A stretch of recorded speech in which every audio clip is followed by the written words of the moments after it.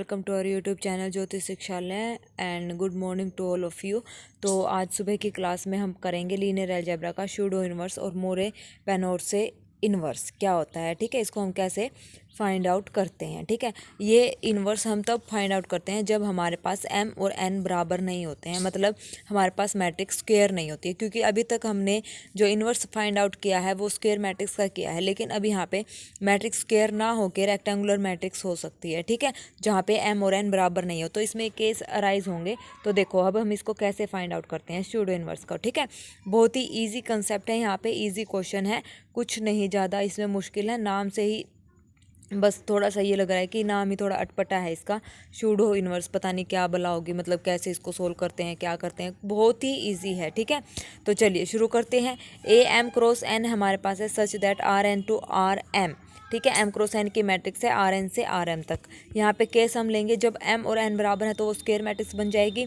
Square matrix बनने के बाद हम उसका क्या करते हैं, इन्वर्स फाइंड आउट करते हैं। और एक रिजल्ट हमारे पास क्या है, A inverse A is equal to identity A is equal to A inverse. ठीक है, इनटू में ए इन्वर्स, तो ये होता है हमारे पास लेफ्ट इन्वर्स, ये होता है हमारे पास राइट इन्वर्स। अभी अगर ये दोनों बराबर आ जाते हैं तो वो रेगुलर इन्वर्स बन जाता है। बस ये बात आपको वैसे थोड़ी ध्यान होनी चाहिए कि क्या होता है। ठीक है, लेफ्ट इन्वर्स, राइट इन्वर्स और रेगुलर इन्वर्स क्या होता है। ठीक है, तो ये तो सिंपल है, स्क्वायर मैट्रिक्स और सबको पता है, हम इन्वर्स निकाल सकते हैं। और ए इन्वर्स हमारे पास क्या होता है, एडजॉइंट ऑफ ए अपॉन में डेटर्मिनेंट ऑफ ए, ये हमारे पास क्या होता है, ए इन्वर्स। ठीक है, अब दूसरा तरीका हमारे पास क्या है, केस सेकंड जो है हमारे पास क्या है, अगर m लेस देन n है, m क्या है, less than n, number of equation is less than number of variables. ठीक है, तो इस केस में A X is equal to B, तो इस टाइप से मैट्रिक्स बनेगी, इस टाइप से हम इसको लिखते हैं।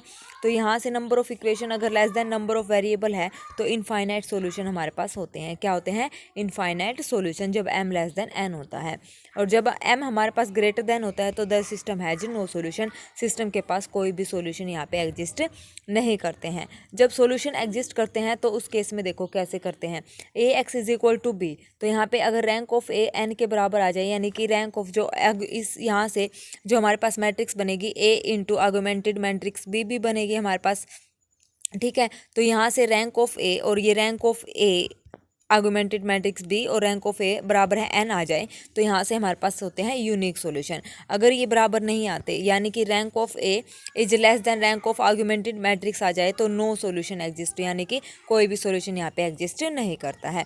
जब हमारे पास सॉल्यूशन एग्जिस्ट करते हैं और हमें ये बोलता है कि if this solution exist then find the solution, तो सॉल्यूशन हम कैसे फाइंड आउट करते हैं, A X is equal to B, तो ए इधर आ जाएगा, यानी कि ए से हम क्या करते हैं, यहाँ पे प्री मल्टीप्लाई करते हैं ए इनवर्स से, तो ये हो जाएगा A inverse A into X is equal to A inverse B, तो यहाँ से X is equal to A inverse B आ जाता है। ठीक है, तो यहाँ से एक्स की वैल्यू यानी कि सॉल्यूशन हमारे पास हम ऐसे फाइंड आउट करते हैं। ये सबको पता है इतना, ये था हमारा बेसिक। अब आप बोलोगे मैडम अभी तक तो बेसिक ही चल रहा है, सूडो इनवर्स कब आएगा, तो सूडो इनवर्स अब आ रहा है। देखो अब ये क्या कर रहा है, अब यहाँ पे हमने सेम एज इट इज़ ये मैट्रिक्स है निकाल दिया, एक्स को यहाँ पे कैप पहना दी, एक x cap is equal to b, और यहाँ पे केस चलेगा हमारे पास जब m बराबर है n, m n के बराबर नहीं है। ठीक है, m n के बराबर यहाँ पर नहीं है, तो एक्स कैप, अब यहाँ पे जो ये हमारे पास a है, इस a को मैं अगर इस जो राइट साइड लेके जाऊंगी तो ये a प्लस आ जाएगा। यहाँ पे a को मैं राइट साइड लेके गई तो क्या आया, a इनवर्स आया। अब यहाँ पे a को मैं इधर लेके गई तो ये आ गया a प्लस, और यही हमारे पास क्या होता है, x cap is equal to a plus b, यानी कि सूडो इनवर्स निकालने का फॉर्मूला। अब आप बोलोगे ये a प्लस क्या है, a प्लस भी मैं बताती हूँ इसकी वैल्यू हमारे पास क्या होती है। मेन है हमारे पास a प्लस निकालना, क्योंकि इसमें भी मेन हमारे पास क्या होता है, a इनवर्स निकालना। ठीक है, फिर उसकी मल्टीप्लाई b से करना, x हमारे पास सोल्यूशन आ जाएगा। इसमें भी सेम a प्लस हम निकाल देंगे, b से मल्टीप्लाई कर देंगे, एक्स कैप जो हमारे सॉल्यूशन होंगे वो हमारे पास वैल्यूज आ जाएगी। अब थ्योरम यहाँ पे देखो क्या कहती है, A x cap is equal to B है, तो हमने क्या करा, बोथ साइड प्री मल्टीप्लाई कर दी ए ट्रांसपोज से। ए ट्रांसपोज से प्री मल्टीप्लाई करने के बाद ये हमारे पास हो गया A transpose A x cap is equal to A transpose B.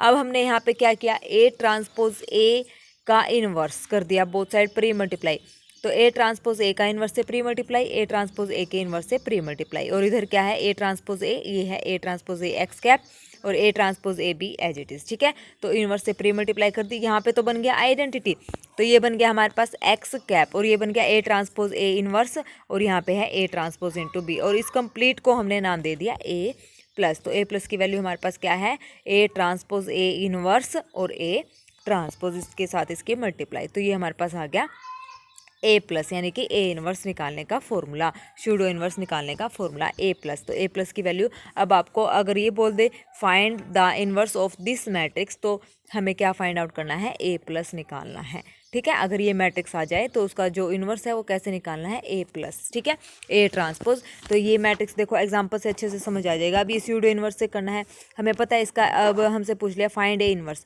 तो ए इन्वर्स निकालना है। तो इस टाइप से मैट्रिक्स है, एम और एन बराबर नहीं है, तो आपको ध्यान आ जाना चाहिए, हाँ ये तो सूडो इन्वर्स का क्वेश्चन है। तो सूडो इन्वर्स यानी कि ए प्लस, मूरे पेनरोजे इन्वर्स भी इसको हम बोलते हैं। ठीक है, तो ए प्लस कैसे निकालना है, अब ये है ए, इसका ट्रांसपोज निकाल दिया, इन दोनों की मल्टीप्लाई कर दी। मल्टीप्लाई करने के बाद उसका क्या निकालना है, स्क्वायर मैट्रिक्स बन जाएगी। इन्वर्स कैसे निकालते हैं, सबको पता है, adjoint of this upon determinant of A transpose ए, इनका इसका डेटरमिनेंट तो हमारे पास आ जाएगा 1/9। और एडजॉइंट कैसे निकालते हैं, ए 2x2 मैट्रिक्स का क्या करेंगे, इन दोनों को तो चेंज कर देंगे, ए और बी को, ये ए है, ये बी है, ये सी और डी, ए और डी को तो इंटरचेंज कर देंगे और बी और सी एज इट इज़ रहेंगे, बस नेगेटिव साइन आ जाएगा। ठीक है, तो ये हमारे पास हो गया इसका इन्वर्स। अब इसका इन्वर्स निकाल के हमें क्या करना है, इसकी ए ट्रांसपोज से फिर मल्टीप्लाई कर देनी है। ए ट्रांसपोज से मल्टीप्लाई करने के बाद हमारे पास ये आ जाएगी ए प्लस, यानी कि सूडो इन्वर्स हमारा इस मैट्रिक्स का निकल गया। तो इस मैट्रिक्स का इन्वर्स हमारे पास क्या है, 1/9, 13 - 7, 5 - 2, 16 - और 10।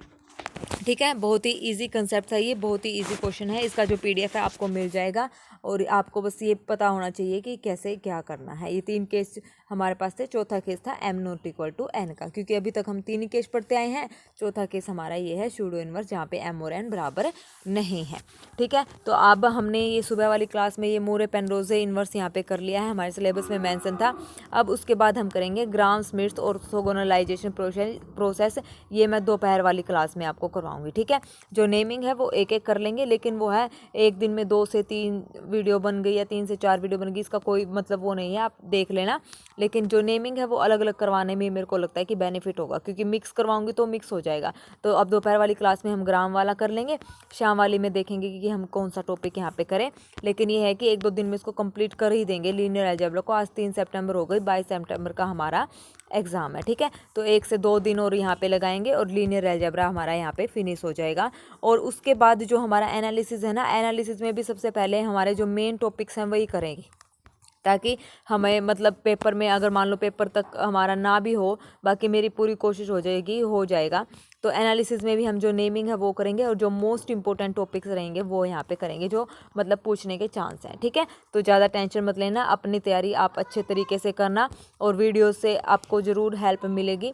ठीक है ना, तो अगर कोई भी क्वेश्चन में किसी भी थ्योरम में अगर आपको कोई दिक्कत हो तो प्लीज़ कमेंट सेक्शन में कमेंट कर देना। और मेरी वीडियोस अच्छी लगती हैं तो प्लीज़ मेरे चैनल को लाइक शेयर और सब्सक्राइब ज़रूर करना। और आपको ये थ्योरम अच्छी लगी तो प्लीज़ एक कमेंट ज़रूर कर देना। ठीक है, चलिए, थैंक यू।